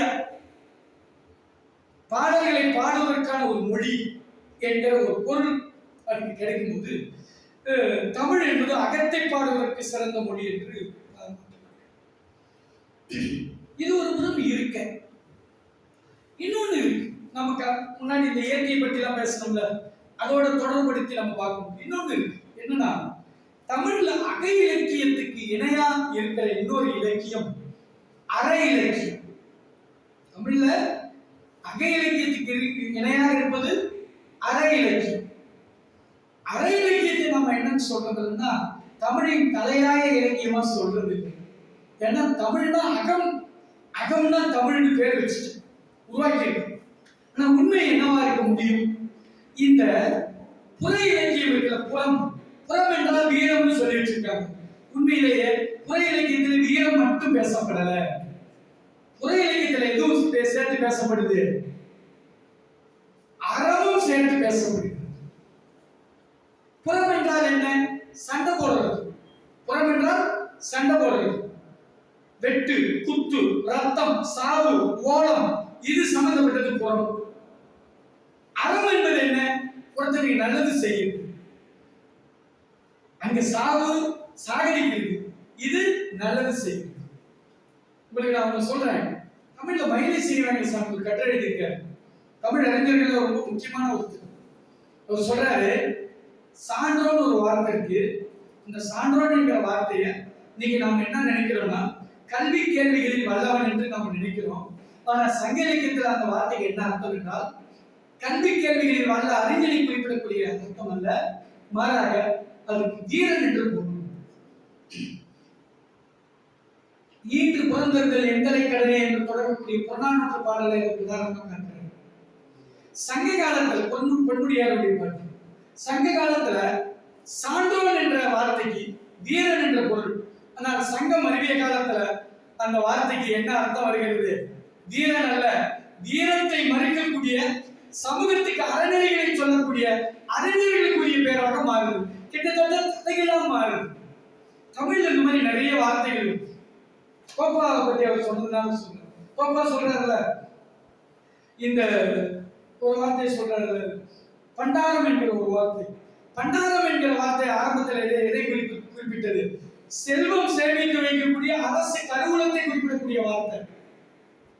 ஆனா நாளளவில் அது என்னவா இருக்கு? செல்வம் எதுவும் இல்லாத வரிகளை குறிப்பிடக்கூடியவனை தான் நீங்க நம்ம பண்டாரம் என்று குறிப்பிடுவோம். அது ஒரு ஜாதியுடைய பெயராக இருக்கிற அதே வேளையில ஒண்ணுமில்லாதவங்க குறிப்பிடக்கூடிய ஒரு வார்த்தை. அப்போ ஒரு வார்த்தை ஒரு காலத்துல ஒரு மொழியில ஒரு அர்த்தத்தில் இருக்கு, இன்னொரு காலத்துக்கு அது என்னவாயிடுது? அதுக்கு நேர் தலைகீழான அர்த்தத்துக்கு வருகிறது. கிட்டத்தட்ட வீரன் என்கிற, சான்றோன் என்கிற வார்த்தைக்கு இருந்த பொருள் சங்க காலத்தில் வீரன், இன்னொரு காலத்துல அது வீரத்தை வெறுக்கக்கூடிய அறிஞர்களை குறிப்பிடக்கூடிய வார்த்தையாக மாறுகிறது. இது வெறும் வார்த்தை மாற்றம் இல்லை, இது ஒரு சமூகத்துல நடந்த ஒரு சமூக அரசியல் பண்பாட்டு மாற்றத்தை சொல்லக்கூடிய ஒன்று. இது வார்த்தையில வெளிப்பட்டு. அப்ப நாம இந்த வார்த்தை இப்படி மாறி இருக்குங்கிறத எடுத்துக்கிறத காட்டிலும் நாம அது ஏன் அப்படி மாறி இருக்கு என்பதை தேட வேண்டும். இப்ப சங்க இலக்கியத்துல பெரும்பாலும் இருக்கிறது என்னன்னாங்க, மனிதர்கள் பொருள் தேடக்கூடியவர்களாக, உணவு தேடக்கூடியவர்களாக, இனக்குழுக்களாக பிரிந்து கிடக்கிறாங்க. அவங்க அதுக்காக ஓயாமல் இனக்குழுக்களுக்கு இடையில சண்டை இருக்கு, மோதிக்கொண்டே இருக்கிறார்கள். ஒரு கட்டத்துல இப்படி உணவை சேகரிப்பதிலும் தேடுவதிலும் ஓயாமல் மோதிக்கொண்டிருப்பவர்கள் மெல்ல மெல்ல தன்னுடைய வளர்ச்சி போக்களை எதுக்கு வராங்க? உணவை உற்பத்தி செய்ய கத்துக்கிறோம். உணவை உற்பத்தி செய்ய கத்துக்கிட்டு அவன் இடம்பெயர வேண்டிய அவசியம் இல்லாம போகுது. அந்த இடத்துல நிலைக்க ஆரம்பிக்கிறான். இப்ப நினைச்சு வாழ ஆரம்பிக்கும் போது அவனுக்குள்ள என்ன இருக்கக்கூடாது? சண்டை இருக்கக்கூடாது. சண்டை கைவிடணும். அப்போ ஒரு காலத்துல சண்டை தான் ஒரு சமூகத்துக்கு தேவைப்பட்டது. எனவே சண்டையை போற்றினான். சண்டை எவன் போனானோ அவன் தான் சான்றவன் என்று சொல்லப்பட்டது. ஆனா இப்ப என்ன தேவைப்படுகிறது? இப்ப சண்டை இருக்கக்கூடாது, உணவு கிடைச்சிருச்சு, நாம ஒரு இடத்துல நினைச்சு வாழணும். தொடர்ந்து வாழணும்னா நமக்குள்ள சில ஒழுங்குகள் இருக்கணும். இந்த ஒழுங்குகளை வகுத்துக் கொள்ள வேண்டும், இந்த ஒழுங்குகளை ஏற்றுக்கொள்ள வேண்டும், இந்த ஒழுங்குகளை வகுப்பதற்கு ஆட்கள் வேண்டும். அந்த ஒழுங்குகளை எவன் வகுத்தும் தொகுத்தும் கொடுக்கிறானோ அவன் தான் இப்ப சான்றோம். அப்போ நாம எங்க வரோம்? சண்டை போடுற காலத்திலிருந்து சண்டை வேண்டாம் என்ற ஒரு காலத்துக்கு ஷிஃப்ட் ஆகும். அப்போ அந்த இடத்துல எது தேவைப்படுகிறது? அறம் தேவைப்படுகிறது. அறத்தால் இப்படி வாழ, இப்படி வாழல, இதை ஏற்றுக்கொள், இப்படி இருக்கணும், இதுதான் என்னதான் கல்யாணம் பண்ணிக்கணும், இப்படிதான் இருக்கணும், இன்னார் இந்த வேலையை செய்யணும், இவர் இப்படி செய்யணும், இப்படி நடந்து கொள்ள வேண்டும் என்று சில வழிவகைகளை ஒழுங்குகளை வகுத்துக் கொள்கிறோம். அப்ப அதை வகுக்கிற ஆள் யாரோ அவன்தான் சான்றோம். அதான் அந்த சொசைட்டி ஏற்றுக்குது. அப்ப அந்த இடத்துல எது தேவையில்லை? வீரம் தேவையில்லை, சண்டை தேவையில்லை, மரணம் தேவையில்லை. அசோகனுடைய வரலாறு என்ன? அசோகன் பெரிய சண்டை போட்டு அவ்வளவு பேர நான் கொண்டுட்டேன் வெற்றியோடு இருக்கும்போது உபகுப்தன் என்ற ஒரு புத்த பிக்கு வரான். சந்தோஷமா அசோகனேன்னு கேட்கிறான். எனக்கு சந்தோஷம். ஏன் இவ்வளவு பேர் நான் கொண்டேல, என்னுடைய படை, என்னுடைய வெற்றி.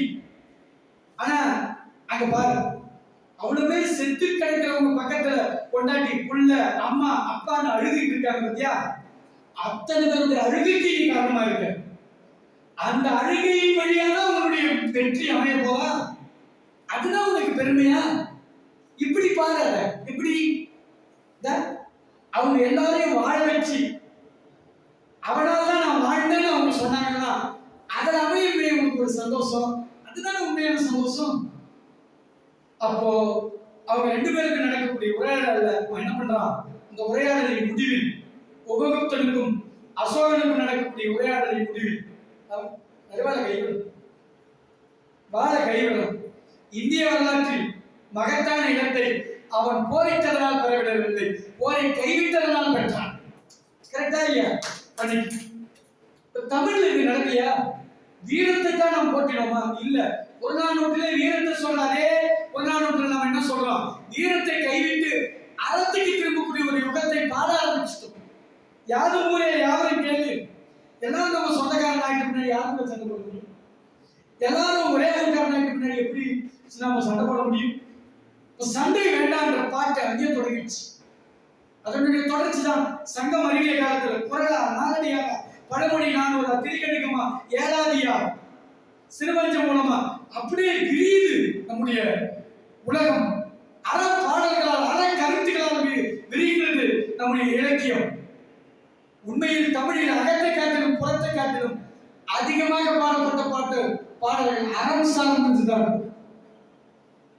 தமிழுக்கு அகம் என்று சொல்வதை காட்டிலும் தமிழுக்கு தரப்பட வேண்டிய பெயர் அறம் என்பதுதான் மிக சரியானது.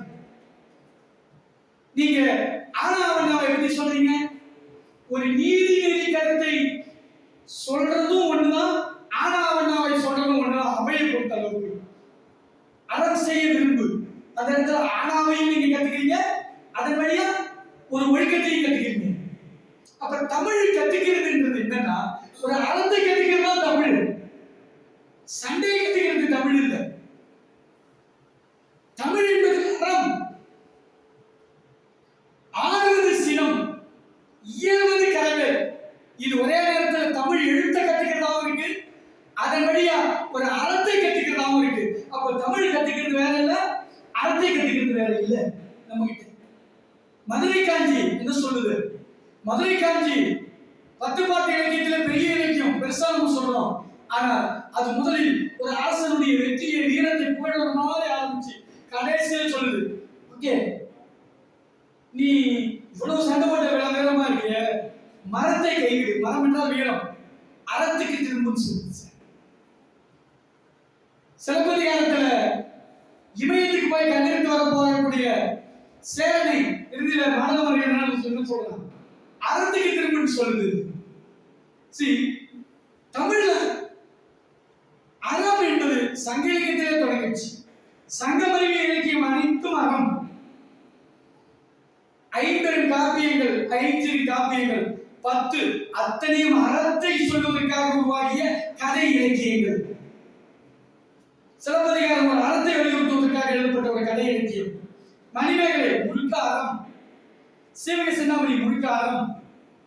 அப்ப தமிழ் அப்படிங்கிறது நாம நினைக்கிற மாதிரி ஒரு அகமா புறமா இருக்கிறத விட இந்த மரபை நம்ம ரொம்ப உன்னிப்பா நெருக்கமா வாசிச்சு பார்க்கும்போது அதில் இருக்கிற எண்ணிக்கை அடிப்படையில் மட்டுமல்ல, அதில் இருக்கக்கூடிய தன்மைகள் அடிப்படையிலையும் நாம பார்க்கும்போது அறத்தை சொல்லுது. அப்போ ஒரு சமூகம் எப்படி இயங்கணும், எப்படி தன்னை தகவமைத்துக் கொள்ளணும் அப்படிங்கிற ஒழுங்குகளை தனக்குள்ளே உருவாக்கிக்கிற ஒன்றாக தமிழ்ல தான் சார் இல்லம் என்பது இல்லம் சொல்லாம என்னன்னு சொல்றோம், இல்லறம் என்று சொல்லுங்க. உங்களுக்கு தெரியும் தானே, ஏன் இல்லத்தை அறம் என்று சொல்றோம், நல்லறம். அப்போ எல்லாத்தையும் பிரிக்கிறோம். அப்போ தமிழ் வாழ்வுல, சாதாரண மக்களுடைய வாழ்வுல இன்னைக்கு நாம பார்க்கக்கூடிய ஒன்று, பல அற விழுமியங்கள் எல்லாமே நம்முடைய இந்த பண்பாட்டு விழுமியங்களுடைய தொடர்ச்சி. இறுதியா நான் ஒண்ணு சொல்லி முடிக்கிறேன். பொங்கலுக்கு முன்னால் போகி பண்டிகை. போகி பண்டிகை அப்படிங்கிறது என்ன? வீட்டில் இருக்கிற பழசெல்லாம் இருக்கிற நாள் என்று நாம் நினைக்கிறோம். ஆனால் போகி பண்டிகை ஒரு வகையில் ஒருவர் இறந்து போறார் அப்படிங்கிறது நினைவு கொள்ளக்கூடிய நாள். இன்னைக்கும் வீட்டில் பழசா நம்ம எதையெல்லாம் இருக்கிறோம் என்று பார்த்தால், இறந்து போன பின்னாடி ஒருத்தர் அவர் பயன்படுத்திய துணிமணி, அவர் பயன்படுத்திய பாய், தலையணை இதெல்லாம் வெளியே போட்டு இருக்கும்ல, கிட்டத்தட்ட அதே மாதிரி இருக்கு. இன்னைக்கு கேரளாவில் மார்கழி மாதத்தினுடைய கடை நாள்கள்ல மன்மதன் இறந்த நாள் என்று கருதி அந்த நாள்களில் பெண்கள் கட்டி சேர்ந்து அழக்கூடிய நாளாக இருக்கும். தமிழ்நாட்டில் போகி பண்டிகை அன்னைக்கு சில பகுதிகளில் போய் நிலத்துல பொங்க வைப்பாங்க. அது நீட்டா இருக்கோ, அல்லது தன் குடும்பத்தில் இருந்த முன்னோருக்கு படைக்கிறதாகவோ, அல்லது தன்னுடைய குலதெய்வத்துக்கு வைக்கக்கூடிய பொங்கலாகவோ இருக்கும். அப்ப அவர் நீத்த ஒரு நாளோட மீனிங் தான் போகி பண்டிகை. அதனால அயோத்திதாஸ் பண்டிதர் என்ன சொல்றாரு, போகி பண்டிகை புத்தர் இறந்த நாளா சொல்றாரு. வரலாற்று ரீதியா அப்படி இல்லை. ஆனா அவர் சொல்ற மீனிங் எடுத்து போய் நம்ம மக்கள் பின்பற்றக்கூடிய பண்பாட்டு நடவடிக்கைகளை பிக்ஸ் பண்ணி பார்க்கும்போது ஆச்சரியமா இருக்கு. இறந்த நாள் நீத்தார் நினைவுகளை நம்ம எதெல்லாம் கடைபிடிப்போமோ அது சற்றே மாறிய வடிவத்தில் அந்த போகி பண்டிகை நாளில் வெவ்வேறு ஃபார்ம்ல மக்கள் கிட்ட இருக்கிறத நம்ம பார்க்கணும். மறுநாள் பொங்கல் என்ன பண்றோம், இயற்கை செழிக்கிறத நம்ம வணங்கி நினைவு போறோம். அப்போ அது நீத்து போறத முதல் நாள் வணங்கிட்டு மறுநாள் என்ன பண்றோம், நீத்து போச்சு, திரும்ப அது விளையணும், திரும்ப வரணும் என்பதனுடைய குறியீடா அது என்ன பண்றோமோ மறுநாள் செழிக்கிறதுக்கு பொங்க வைக்க ஆரம்பிக்கும். அப்போ நான் ஆரம்பத்துல சொன்னேன்ல, ஒரு சுழற்சி இருக்கு நம்ம கிட்ட அப்படின்னு. ஒண்ணு அழிஞ்சு இன்னொன்னா மாறுது. அது எப்படி நம்முடைய நினைவுகள்ல, நம்முடைய பண்பாடுகள்ல திரும்ப திரும்ப வெவ்வேறு விதமாக பரிணமிக்கிறது. அப்போ தமிழ் என்பது என்ன நான் நினைக்கிறேன், தமிழ் சிந்தனை நமக்கு என்ன சொல்லுதுன்னு நான் நினைக்கிறேன் அப்படின்னா, ஒன்று எதுவும் புதிதாக தோன்றுவதும் இல்லை, ஒன்று முற்றிலும் அழிவதும் இல்லை. ஒன்றினுடைய தொடர்ச்சியில் இன்னொன்று உருவாகிறது. ஒன்றின் தாக்கத்திலிருந்து இன்னொன்று மேல தாக்கம் செலுத்துது. இந்த சமூகத்துல சுயமான சிந்தனையாளர் யாராவது உண்டா? நானே எல்லாத்தையும் சிந்திப்பேன். எனக்கு முன்னாடி ஒருத்தர் சிந்திச்சிருப்பாரு, அதனுடைய தொடர்ச்சியில நான் கொஞ்சம் புதுசா அதோட சேர்த்து சிந்திப்பேன். அடுத்த வாரம் இன்னொருத்தர் என்ன பண்ணுவாரு, என்னது கொஞ்சம் சரி தவறை நீக்கிட்டு அவர் அதிலிருந்து அவர் கொஞ்சம் புதுசா இருப்பாரு. யாரும் சுயம்னு ஒருத்தர் இருக்க முடியாது. சிந்தனையிலும் சரி, இயற்கையிலும் சரி. அதைத்தான் நம்முடைய மரபு, நம்முடைய பண்பாட்டு நம்பிக்கைகள், அடையாளங்கள் எனக்கு சொல்லுவதாக நான் நம்புறேன். அதைத்தான் நான் வேற வேற இடங்களிலிருந்து சேகரித்து கண்டுபிடிச்சு நான் நம்பியதை, நான் புரிந்து கொண்டதை உங்களோடு பகிர்ந்து கொண்டேன். கண்டுபிடிக்கிறது அறிவியல் அல்ல, புரிந்து கொள்வதுதான் அறிவியல் என்பது என்னுடைய நம்பிக்கை. நான் புரிந்து கொண்டதை உங்களோடு பகிர்ந்து கொள்ள வாய்ப்பு கிடைத்தது. இந்த வாய்ப்பிற்கு உங்களுக்கு நன்றி சொல்லி நிறைவு செய்கிறேன். நன்றி.